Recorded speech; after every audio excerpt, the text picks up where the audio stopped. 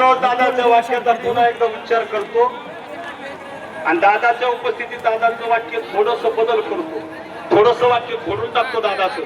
दादा म्हणाले एक तर मुंबईत मराठ्यांच्या आरक्षणाची विजय यात्रा निघेल, नाही तर मनोज जरांगेची अंतयात्रा निघेल.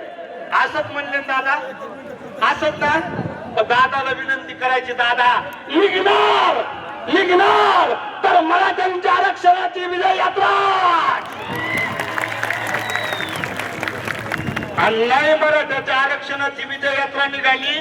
दादा तुम्हाला वाटतच असेल ना अंत्ययात्राच निघावी, तर महाराष्ट्रातले कोट्यावधी मराठे अंत्ययात्रा काढायला तयार आहे. तर तुमची नाही, मराठ्यांना आरक्षण हिरावणाऱ्या सरकारची अंत्ययात्रा करायला मराठे तयार आहे.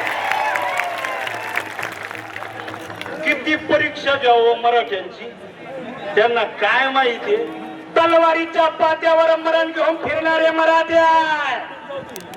हे लढायला लागल्यावर यांना तहान लागत नाही, हे लढायला लागल्यावर यांना भूक लागत नाही, हे लढायला लागल्यावर यांना घरदार आठवत नाही. यांना लढायला लागल्याच्या नंतर